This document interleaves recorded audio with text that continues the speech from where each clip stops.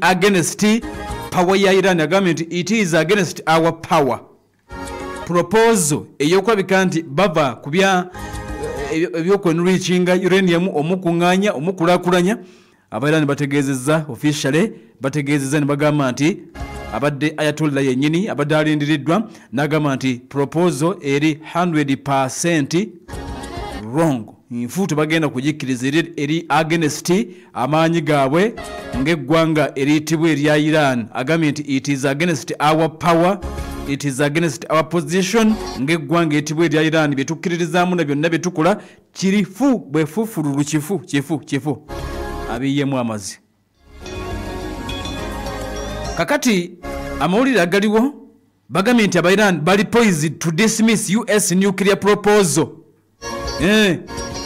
America bya proposinga okuba nti oba oliawo aleeta mu nuclear deal so febadde kyagenda maaso n'okuteesebwako bagambye nti bagenda kuba bagidimisiminga abakulu tebanna bakulabeka nti boogera mu butongole naye Ayatollah kikonyeku katono kati abakungu abalala okuva munda mu ggwanga etibwa Iran ne bagamba nti ekya uranium kirabika kigenda kugaana era amawulire agaliwo galaga nti okukkiriziganya wakati w'omu America n'omusajja ayitibwa mu Iran kuyinza okuba nga kukyali wala nnyo. Era twegedde nti mu kaseera kano Iran is now drafting a negative response to the US proposal which could be interpreted as a rejection of the US offer. Iran ali mu kuwandiika kiwandiiko kibagenda okuweereza eggwanga eritibwa erya America mu atuliza mu butongole America bamutegeeze nti byotugamba tubiwulidde naye tuganye.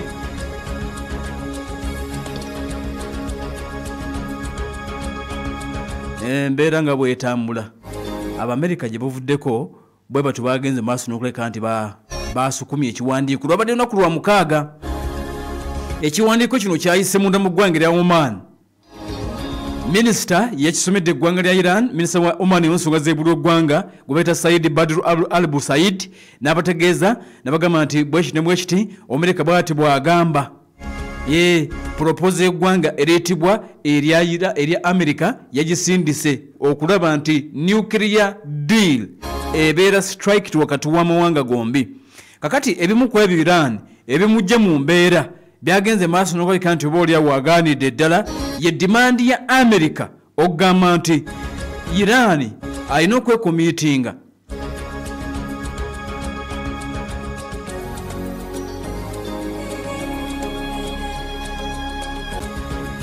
bamugambye nti Iran takkirizibwa kulabika nti addamu okukola enrichment yonna ekirala obutaddamu ku shipping abroad entire existing stockpile yonna eya uranium possible raw materials for nuclear bombs. Abairani bagenze maaso n'oleka nti bakibagambye temukkirizibwa kuddamu ku shipping kuyingiza oba muyina bimwadde mwasuubula byonna mugende maaso n'oleka nti mubireka gye mwabisuubula temuddamu kuleeta uranium boma nga mwadde muyina process yonna ze badde mukola mubiyimirize. Kati Irani bategeeza ne bagamba nti okubulya tuwulidde naye twetaaga ogenda maaso n'olabika nti tukulaakulanya tekinologiya waffe bamuyise nuclear technology for peaceful purposes. Tusobola okulaakulanya okitegeera babagambye nti bo twagala okusigaza eddembe ng'Abairani nga tusobola okukola nuclear technology nga tumukulaakulanya but for peaceful purposes tetulina kiruubirirwa kyonna kyakulabika nti tugenda kukola ebyokwansi ebyo ebikozesa amaanyi aga nuclear. Ekyo at least tetukirina. Katolina bw'otugamba nti tetuddamu yadde okulowooza okushipinga uranium byonna bye tubadde tukoze tulabike nti tubivaako. Abairani bagambye nti Samina waswaina tuwulidde naye tujeemye tuganye. Kati bateekateeka ekiwandiiko kibagenda okuweereza Amerika mu butongole bategeni bategeeza ne bagamba nti Ayatollah amaze okulabika nti aganye ate nga ye supreme leader ye mukulembeze atambulirwako ensonga wali muna mu ggwanga ereetibwa erya Iran nga bwe tugenda maaso n'okulabika nti munnange tugalengera agambye nti 100% tetusobola kukkiriza.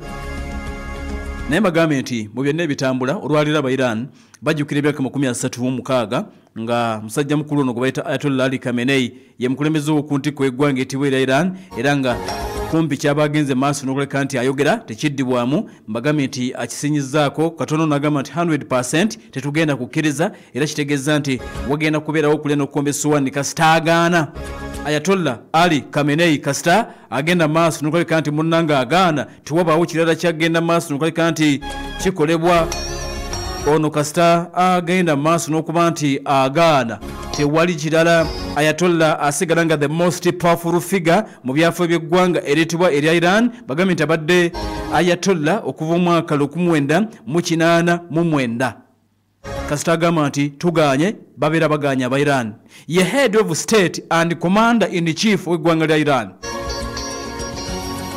ye head of state ate nga ye CIC commander in chief takubwako kalulu bannansi tebamulonda ayina authority ayina obuyinza obwenkomeredde ku poliisi y'eggwanga ne morality police okitegeera obuyinza obwenkomeredde ku poliisi ey'eggwanga ne morality police balina police of course ya bulijjo ne babaawo ne poliisi gye bayita morality police eno yegenda maaso n'okuleka nti ekola enforcement ey'amateeka aga revolution ya 1979 amateeka ag'enkyukakyuka ge bagenda maaso n'okuleka nti bafuna ze bayita enkyukakyuka ez'omuggundu naddala okukuuma amateeka aga sharia nga gakolebwa bulungi balinawo poliisi gye bayita morality police menya etteeka ly'obusiraamu obawulire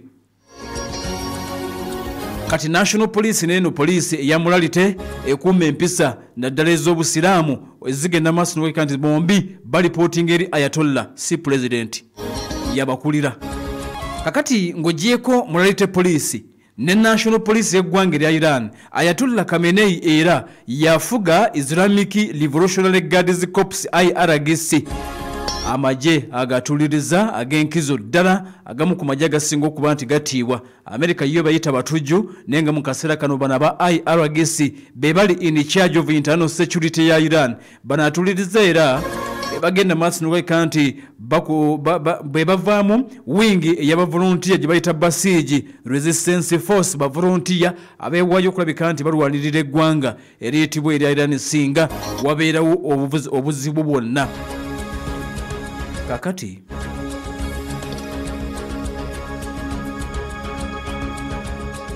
oyo gubayita Ayatollah Ali Khamenei mbagambye nti bw'agaana aba aganye tuwali kiyinza kulabika nti oba oliawo kiddibwamu kasa agamba nti kino kiganye ekitegeeza nti babeera balina okuteekenga ekkuba eddala kasaba nga agambye nti kino kiganye nga bw'agambye nti kino kigenze maaso n'okuleka nti kiganye musajja ayongedde okulabika nti akula kubanga mu kaseera kano wa myaka 86 egy'obukulu abaana okuli Mujtaba Khamenei Hoda Khamenei Boshira Khamenei Mustafa Khamenei bamu ku baana balina mu kaseera kano kyokka nga kigamba okuba nti omulenzi gwe bayita Mujtaba Khamenei y'omu ku babadde bagenda maaso n'okuleka nti bashepingibwa mpolampola okumuddira mu bigere singa n'abagenze maaso n'okulabika nti ava mu bulamu obw'ensi eno Ayatollah Ali Khamenei ebintu gebigenda maaso n'okuleka nti bitambula wali muna mu ggwanga eriyitibwa erya Iran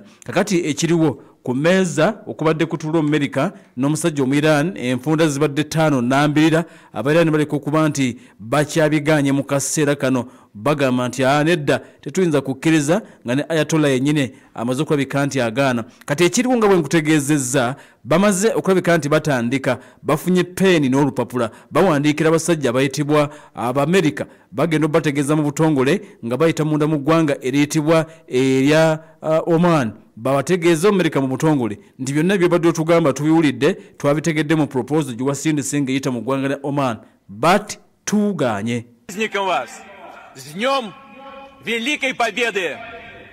Ура!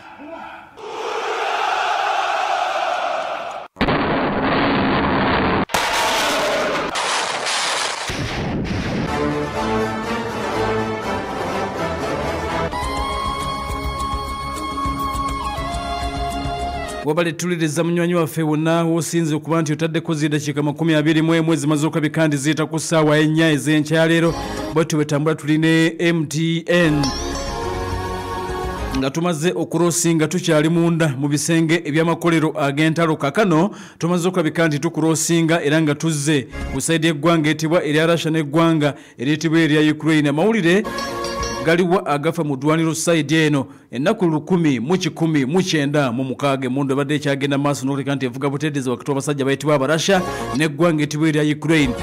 Ensi yonna ebadde ekyagenda maaso n'okwogera ku bulumbaganyi obwakoledde eggwanga etibwa erya Ukraine wali munda mu ggwanga eryetibwa erya Russia. Kakati Russia okusinza ku Dmitry Medvedev yaliko omukulembeze eggwanga erya Russia avuddeyo n'agamba nti ebyaddala revenge eri imminent. Medvedev ategeeza n'agamba nti bateekateeka revenge atejja kuba nnene. Agambye nti okuteesa tuteesa naye byonna bye tuteesa tulina okumakinga sure nti bifevalinga eggwanga etibwa erya Russia oyo asinga okubeera omulalu. Era abatunuulizi b'ensonga bajja ne bagamba nti singa ono gwe bayita Dmitry Medvedev eyali omukulembeze eggwanga lya Russia ye musajja asinga okubuggula mu Russia, yasinga okwogera, yasinga okukanga, teyeeguya, tayagalira ddala ggwanga eritibwa erya Ukraine n'abazungu. Medvedev Dmitry kakati yavuddeyo n'ategeeza ayogera nno nga president ategeeza n'agamba nti ebyokuteesa byemuwulira simanyi twabadde mu Istanbul twabadde tuli eyo tuteesa n'abasajja bayitibwa Ukraine. Yes tuteesa naye mukimanye nti okuteesa kwonna kwe tuteesa tumakinga sure nti eggwanga lya Russia lisigala liri likifunamu. Ekirala revenge tugenda kulabika nti tugikola ku mulabe w'eggwanga etibwa erya Ukraine n'abo bonna bagenda maaso n'okulabika nti babawagira revenge yaffe ejja kulabika nti etuuka. Baba kubye bubi nnyo kigamba okuba nti banyeevu. Kakati mbagambye nti ennaku 11,906 emundu ng'evuga abasajja bayitibwa Abarasha bakutte buli gy'emizinga ekika ekya ballistic bagikubye ku kibuga ekiyitibwa Same.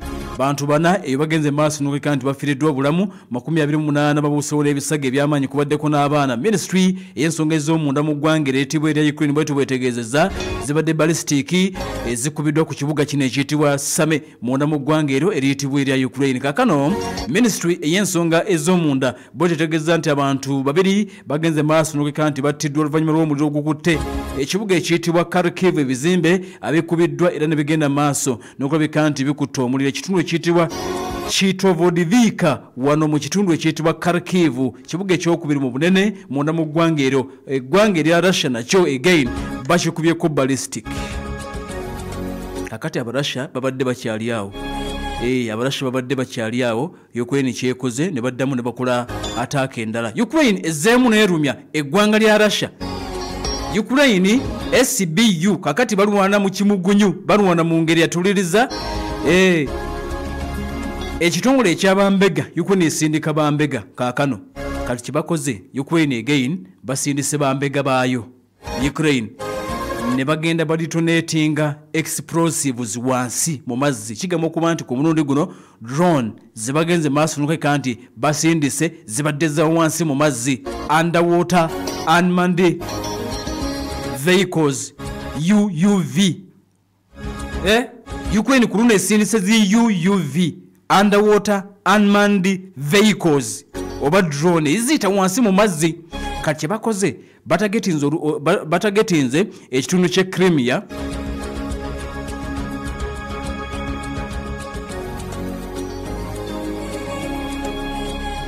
batagetinze olutindo lwe Crimea era batulisizaawo again. Jukira nti baalukuba kodda kati bagambye baagala kuddamu kulubwatula ne ku mulundi guno bu drone babuyisiza wansi mu mazzi ne bugenda butambula ne bugenda bukuba empagi ezisupportinze olutindo luno lwe Crimea Bridge.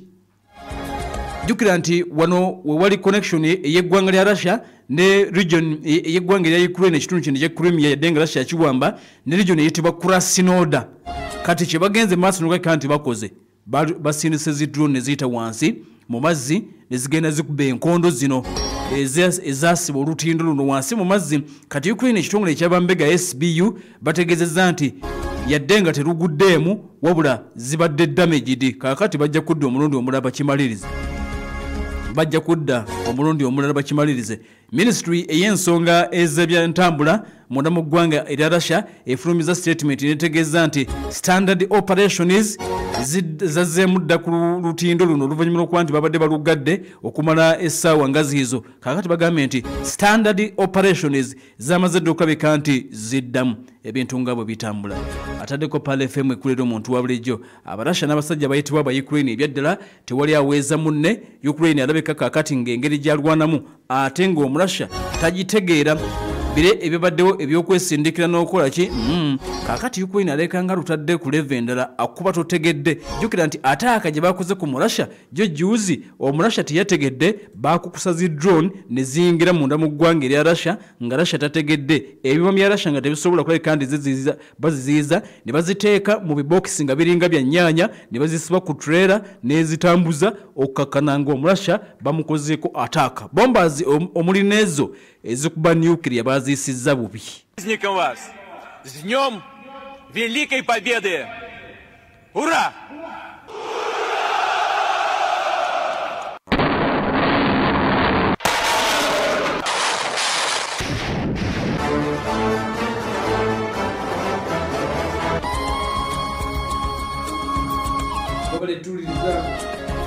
Yes, wabale tuliriza wonna woli nkujjukiza ba Firdaus Hajj and Umrah Services. Babaita ba Firdaus Hajj and Umrah Services bali wali nakasiro kulira na Studio and Tube bakutegeeza gwe munafagala okulamaga ogenda kola umrah emakka ne Madina nawe agala hijja abeekwate abagala umrah ya August wamu ne December mugende ku bensa musamba batwale mu lugendo olutukuvu babalambuza ebifo byonna ebyenkizo babasoma mu bifunga biri comfortable ate emikolo gya hijja bwe giggwa ne babalambuza ebibuga ebyenjawulo. Weekwate Firdaus Hijja and Travel Services walenda kasiro okulira na Steel and Tube abalina obukugu mu kulabirira abakadde abateesobola na buli muntu yenna anaabagenze ku mikolo gya hijja oba umrah. Firdaus Hijja and Travel bebuka bagenda okuwuliza nti ddala mu butuufu okoze umrah bakubireko ku noti 7 898 023 noti 7 898 023 ojja kuba bafuna bulungi ate ng'eggune ly'omugongo weeriri abantu muno babategeeza nti babaleetedde enzijjanjaba empya y'omulembe egenda basobozesa nate okuwona emigongo abadde bateekateeka balongoosa abadde balumwa emigongo kamala discs zibaluma amagumba agasesetuka ne ganyiga nerves ab'eggune ly'omugongo bazze kujjanjaba bawonera ddala bulungi ennyo bali Kawempe opposite n'akatale ekizimbe ekya Kawempe shopping arcade bali ku noti 5 9 Ere simu linoti 5 19 33 noti 0 19 noti gwasanyalala omugejjo ekiwanga bigere bizimba bikuma omuliro magulu gaggwamu amaanyi ne ganyigana gaggwamu amaanyi weekwate bannaffe bano kaakati bagamba nti bagenda kukozesa enkuleti therapy treatment massage ne home care gwe munaffe ali awo ewaka omugongo gwagaana oli kagaali oli kafalisaawo oli onoonya sente zikutwala kulongoosa ate nga tozirina genda bakujjanjabe ku miwendo emitono nnyo bajja kujja ewaka bakujjanjabe paka bwonaawona babayita ab'eggune ly'omugongo Kawempe opposite n'akatale essimu noti 751 19 33 noti 751 19 33 noti oba 0 764 aba Super Nursery and Primary School essomero lya Dele Boarding liva ku kibiina ekya Nursery pa ku kibiina eky'omusanvu bali wayonjo nnyo environment bagamba nti yeeyo esaanidde omwezi atandika okusoma omwana bamulisa bulungi ne bamwambaza bulungi genda bali seta kilometers 16 zokka we wali Super Nursery and Primary School essimu yaabwe eri noti 7 nya noti 977 78 noti 7 nya noti 977 78 bannaffe ateera ojja kuba obafuna bulungi nnyo era buli kimu kijja kuba kitambula balabala wonatuliriza ataddeko Pal FM ekula eri omuntu wa bulijjo tukumuzamu katono tukomawo oluvannyuma lw'eddakiika nga ziizo. Assalamu alaikum wa rahmatullahi wa barakatuh. Amanya nedobozi mpitibwa omusawo Kayima Abdul Jabbar okuvamba Kayima Habo Center abasangibwa Kawempe tula kirokole nga tujjanjabisa butonde na mere twabakoledde echupa gye bayita 2-in-1 masanyalaze 2-in-1 masanyalaze eyo erimu ekirungo kya zinc ne selenium ekigenda okubanga kiyamba gwo omwami okuwa embavu mu nsonga z'ekikulu ekigenda okuyamba gwo omwami okubanga osobola okuwangala n'okudda amangu eri gwangoli ngoli mu nsonga za feze ekikulu tewerabiranga bulijjo nakolera echupa eyo gibayita 2-in-1 masanyalaze ejjo kuyamba gwo omwami agaziye prostate gland ezimbye tokyafusobola kubanga ofuuyisa bulungi omusulo gujja gwesiba abamu ensangi zino ekirogoloka emirundi mingi nnyo nakoledde eccupa gye bayita 2-in-1 masanyalaze n'eccupa eyo 2-in-1 masanyalaze olunaku olwaleero ngenda kuwaayo bannamukisa 10 abagenda okufuna eccupa eyo ku mitwalo 5 gyokka 2-in-1 masanyalaze era teweerabiranga bulijjo 2-in-1 masanyalaze mu ssaawa 3 zokka eba emaze okuba nga etambula mubiri eccupa eyo ya 2-in-1 masanyalaze eccupa eyo ejja kuyamba tuli Kawempe Tula tuliraanye Luka Factory enamba y'essimu eri 0759 8 85 39 eri 0759 8 85 39 teweerabira nti enamba yaffe eri 0759 8 85 39 teweerabiranga bulijjo nti 2-in-1 masanyalaze egenda kuyamba gwe omwami eyakozesa okwezanyikiza ebbanga eddene n'otuuka okubanga embeera gy'olimu si nnungi n'otuuka okubanga mu nsonga z'ekikulu otambulamu eddakiika emu ate okudda kuba kuzibu ate omutima gusigala gwagala twakoledde eccupa eyo masanyalaze enamba y'essimu eri 0759 8 85 39 MTN eri 07 75 8 121 Airtel eri 0759 8 85 39 Assalamu alaikum wa rahmatullahi wa barakatuh. MTN Voice Bundles ziri bei dondolo okukubira emikutu kyonna mu Uganda. Funa eddakiika 25 ku nusu lukumi zokka. Okuzigula nyiga star emu star 2 olonde daily bundle oba kozesa My MTN app oyogere ku bei dondolo ne MTN kubanga bwe twogerera awamu tewali kitulema. MTN enkola n'obukwakulizo bigobererwa. MTN erungamizibwa Uganda Communications Commission. Kankwanjulire Kawampologoma. Kawampologoma obwakabaka akolebwa okuva mu nteekateeka y'emmwanyi terimba akawoowo eddekende. Ono Kawa yennyini ali mu mpimo bya gulamu 2 5 10 25 5 ne kilo emu ate ng'ali ku bbeeyi esobolwa buli omu. Abazadde ng'abaana baddayo ku ssomero mubagulire Kawampologoma anti awagala obwongo oteekateeka kwanjula weekwate Kawampologoma omusiiko obulungi onyumisa omukolo gwo afunika ku muganzirwaze Katwe mu supamaketi ne maduuka gonna. Omusuubuzi tukubire ku 0703 62 57 13 ne ku 0779 11 14 nkaaga oba ku 0784 43 22 14 nywa ku Kawampologoma okakasize ddala nti emmwanyi terimba. Oyagala okujjayo ku ssente ku DFCU Bank tetukuleka weka kati kyangu nnyo totwala budde bungi ate teweetaaga mpapula nyiga star 240 okuyingira mu DFCU Quick Banking App okebere limiti yo oluvannyuma ofune kye weetaaga mu bwangu ddala tokyetaaga stress. DFCU Bank, going further together. Weefunire kabode super smartphone empya onyumirwe GB 16 ez'obwereere. Tandika ng'osasulako emitwalo 4 n'ekitundu zokka olwo balansi omusasule mpola mpola. Nga buli lunaku osasula sente ezitasukka mu siringi 10. Osobola n'okusalawo okusasula wiiki oba omwezi. Nyiga star 165 star 5 star 2 star emu#. Okusobola okwefunira kabode super n'empya. Kabode super mpya, style mpya, vibe mpya. Nga tuli fenna, vibes zaffe teziyimirizika. Enkola n'obukwakulizo bigobererwa MTN. Erungamizibwa Uganda Communications Commission. Okumanya ebisingawo kuba ku 032 Manda Mobile ekuleetedde bandi empya 2 nga zisobola okukola okutuukira ddala ku nnaku 3. Kati ku mitwalo 3 gyokka osobola okulondako okufuna GB 20 onyumirwe internet. Oba GB 6 n'eddakiika 6 nga zikuba ku mikutu gyonna. Kati nyumirwa internet etasalako. Olabe bu video busesa online. Nyumirwa WhatsApp etakoma. Obuzannyo n'okuba video call eri abaagalwa abo. Okumala ennaku 3 nyiga star emu9 #. Ku Manda Mobile onyumirwe. Manda Mobile koleza. Halo FM Ekula Awards 2025. Celebrating brand excellence. Big thing about the MTN Super. Wali yakapya musite wali yakapya. weefunire essimu ya kabode super empya olwonyumirwe GB 16 ez'obwerere osobola okutandika ng'osasulako emitwalo 4.5 olw'endala ozisasula mpolampola ng'ossaayo ssente ezitasukka siringi 10 buli lunaku ate osobola n'okusasula buli wiiki oba buli mwezi nga tuli wamu vibe zaffe teziremesebwa enkola n'obukwakulizo bigobererwa. MTN erungamizibwa ekitongole kya Uganda Communications Commission. The inside story. Ensonga y'omunda tukutambuze siyonna mubanga ttono nnyo. Amawulire n'okwekenneenya ensonga ssemasonga mu program The Inside Story ensonga y'omunda ekutuusibwako MTN. Everywhere you go.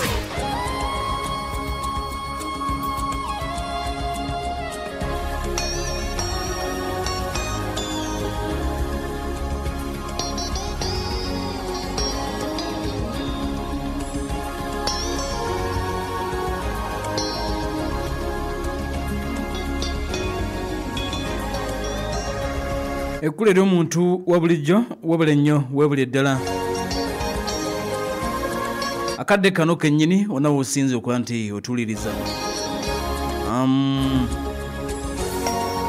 ne Pale FM era ng'osobola otugoberera butereevu ku mitimbagano gyaffe live ku YouTube awo tubeera ku Pale FM News TikTok ebeera Pale FM Radio gendayo kakati otufune butereevu kola kimu ku likinga sharinga era okumentinga ne munno omugambe buli kimu kigenda mu maaso ajja kuba kifuna butereevu okuva wano mu studio za Pale FM News YouTube ne Pale FM Radio omukutu ogwa TikTok oba otufuna bulungi.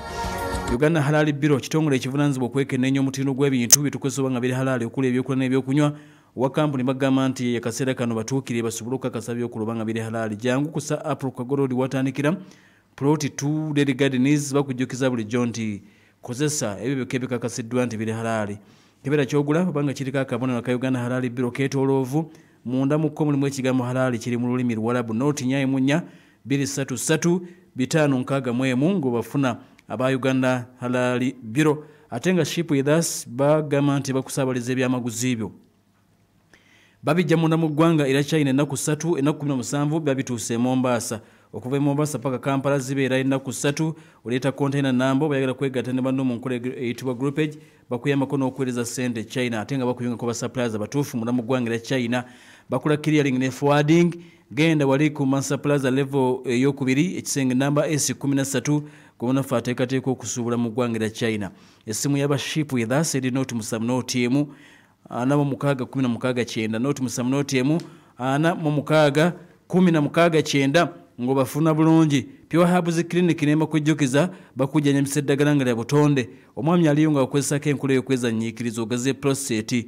omusolo gujja bagwesiba ofuyisa kumukumu nadda mu budde obw'ekiro olina obuuka mu kawago bakuledde ecupa ya prostate herb ku mitwalo emitwalo 4.5 zokka emitwalo 4.5 zokka bagenda kujjanjaba omwami oddemu obeerenga bwewali obeerenga basajja banno dose ya mitwalo 4.5 alusa zikutawaanya olina ekikeeto muliro mu lubuto tofuluma bulungi alusa habu ziweereri eddagala ligenda kulabika nti nalyo likuyambako bulungi nnyo ate otereere emitwalo 4.5 dose weeri infections oluma mu ndiro ofuluma amazzi agalimu olusu osanyalala oluma omugongo emitwalo 4.5 zokka bagenda kuba bakujjanjaba Pure Herbs bali Kyebando emabega wa Butaba supermarket oba emabega wa Starbucks empya Kyebando Central of Gayaza Road essimu eri noti 52 98 2 eddagala basobola okulireeta wonna wooli bwekuba ku noti 75 2 98 24 noti 75 2 98 24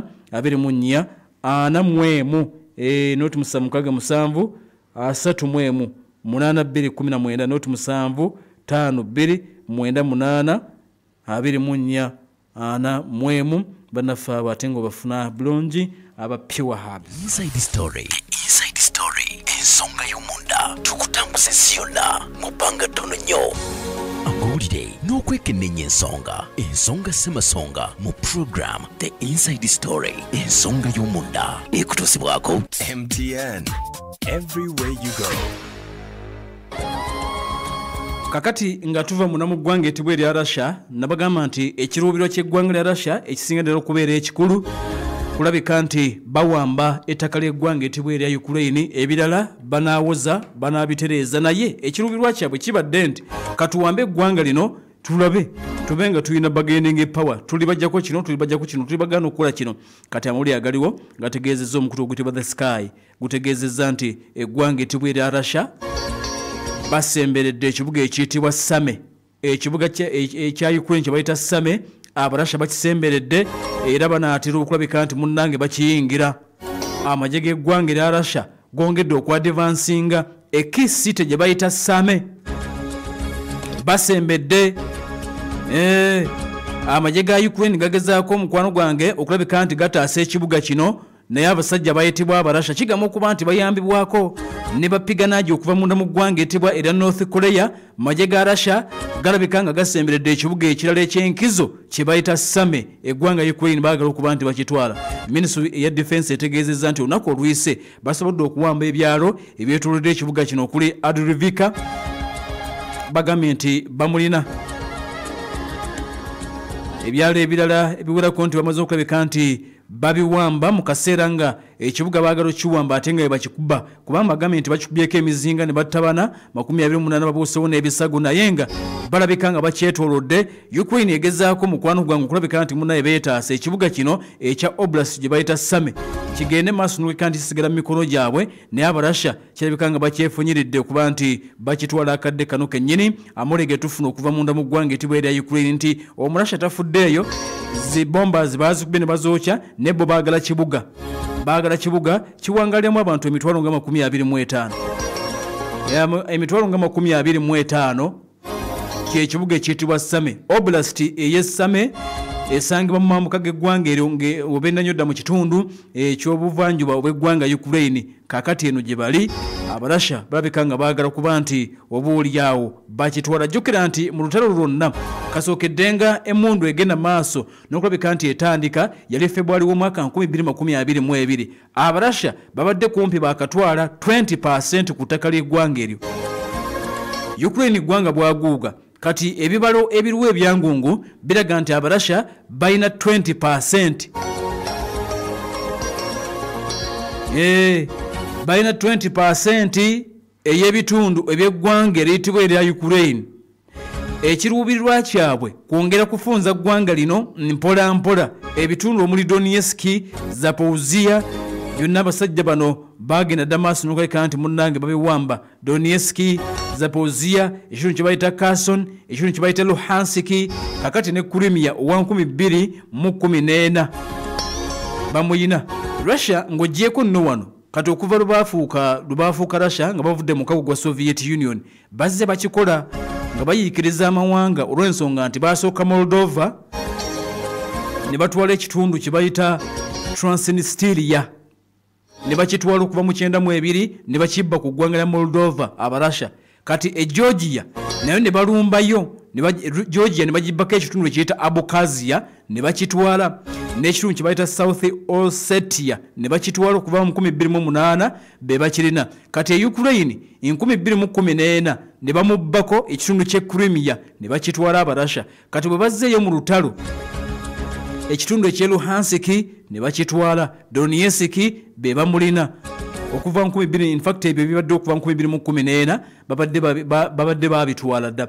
Now region gye bayita Zaporizhia bagirina, ne region gye bayita Kherson naye atuuliriza bagina oba Kherson. Kati Russia agezaako okulaba nti atwala region endala obwaguuga gye bayita Same, naye ng'ayagala okutwala ekibuga ekiyitibwa Same. Bw'atwala ekibuga ekiyitibwa Same anaabanga atutte region yonna. Kati amagye amawulire gategeeza nti gongedde okuba nti gasemberera ekibuga ekiyitibwa Same mu kaseera kano. Russia ayagala okyongera ku bitundu byawambye ku ggwanga eriyitibwa erya Ukraine. Kale embeera bwetu weetambula agafa mu ddwaniro munda mu ggwanga erya Russia ne Ukraine bwe gatubwe gali. Abarasha tebafuddeeyo olw'okuba nti babookyereza zibombazi zaabwe eno mu lutalo basigadde balwana. Kyenkubulira bulijjo nti Russia akuba mu ngeri y'okubuzaabuza ate era ne Ukraine byemukuba ye tabifaako, amaanyi agatadde wano aseetula mpaanyi.